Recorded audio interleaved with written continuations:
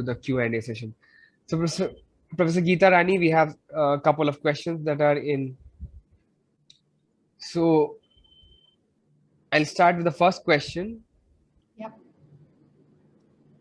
So again, as you talked about Cobalt NHC, so there are so many catalysts for the preparation of boronic acids. So why did you choose this Cobalt NHC? Okay, I think all my introduction was that we are looking for a base metal catalyst which is low cost availability, and also the catalyst synthesis, right? And NHC, where NHC is such type of ligand where we can actually tune the electronic properties, as well as we can play around it very well to get the selective functionalization. Yeah. So again, there was a question around the disadvantage of this catalyst. So again, you talked about the advantage why we are using the Cobalt NHC. So this is again answering the question. And again, they want to know more about the role of this NHC in the reaction. So maybe elaborative, some kind of like examples you would like to share with the attendees. Okay, I also mentioned in when we carry out the reaction, same reaction, what we have achieved a good yield with the NHC as a ligand. With the phosphine as a ligand, the efficiency was much lower. I mean, the yield was much lower. So um, that's a one, the role of NHC, right? You Okay, asked. yeah.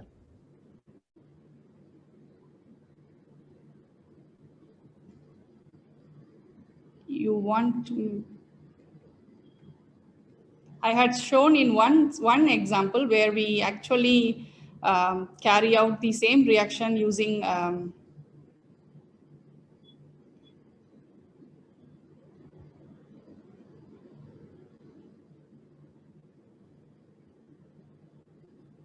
okay, I'm just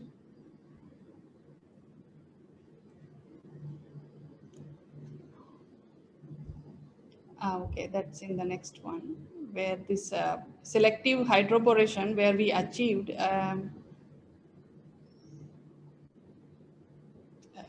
yeah, so yes, so with the phosphine, I am not able to get that slide where I talked about that. It's okay, Professor Yeah. Geetharani. Yeah. Maybe we can move next. So the next question is, why do generally isolation of compounds of boronates give lower yield? So maybe you could like share your experience Yeah. here. How does it happen?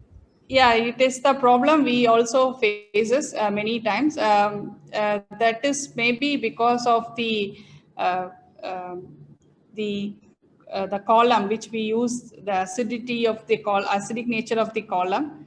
But if you actually know exactly what is the ratio, what is the eluent you need to use it, I think with the B-pin unit, if we there are, not all the substrates will have a problem. Like it depends on the functional group, which is also on the present on the substrate, right? When we have a amine type of functional group or OH type of functional group, there we get to have a problem in isolation, where we get to see the lower yield.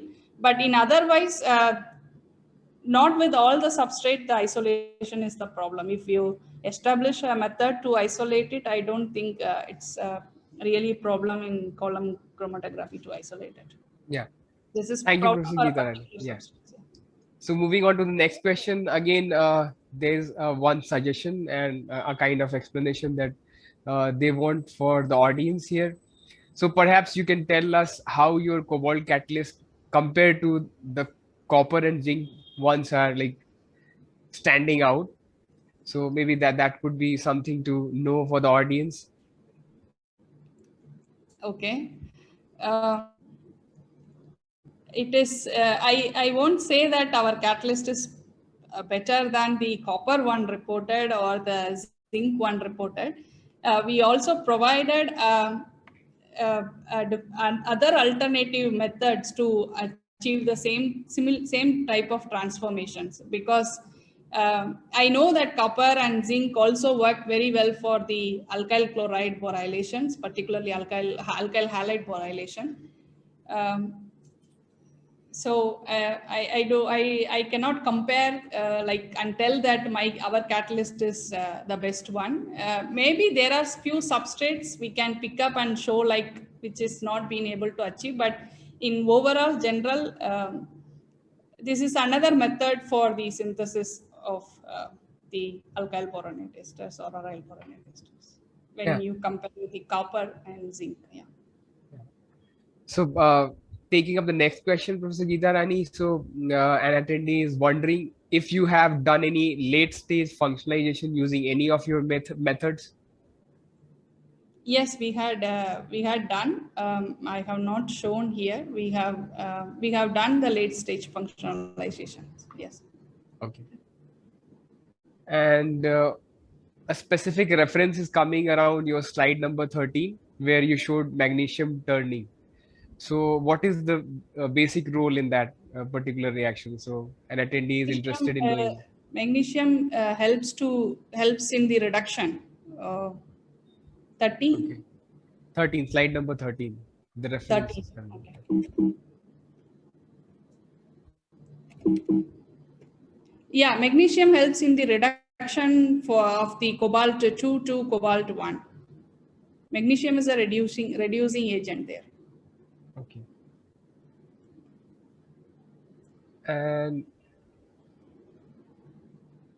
so again, there's one more question around why ICY gave more yields when compared to the other catalysts. So this is something. Yes, we also wondered that why in the case of alkyl halide we found that ICY was much better than the IMS. That may be because of the some better sigma donor. Like it is not like there is not much difference in the ICY and IMS. Only the but when you compare and as we see the reactivity, it may be because of the better sigma donor ability of the ICY than the IMS. Yeah. So taking up a question from the chat again, when the alkyl halide is reacted with bisphenol to diborane with cobalt catalyst, it is mentioned that the D bromo product is formed and replaced with hydrogen. So where does the hydrogen specifically come from? Okay, the hydro dehalogenated product. Yeah. It is mostly from the solvent. The hydrogen comes from the solvent. Yes. Okay. It's coming from the solvent. So then, and there's one question around the characterization around the cobalt 2 and cobalt 3. So how do you confirm the oxidation or reduction of that cobalt when you're using it as a catalyst? How one species is forming. We had also done some EPR experiments where we confirm the cobalt formation of the cobalt 1 species from the cobalt 2, but cobalt 3 was no, we have not we could not able to this is just a proposing mechanism. In the another example, the cobalt 3 intermediate was confirmed by the HRMS analysis, but that is not like, I mean, not from the other any other experimental evidences. But the reduction of cobalt 2 to cobalt 1, we did an EPR experiment and we confirmed the reduction. Yeah, so again, one question coming in. So do you really need to reduce the cobalt with magnesium? Doesn't bisphenol to diborane or alkoxide serve as a reducing agent? Yeah, but yes, in the yes, that is the one. But to get that may be the during the course of the reaction.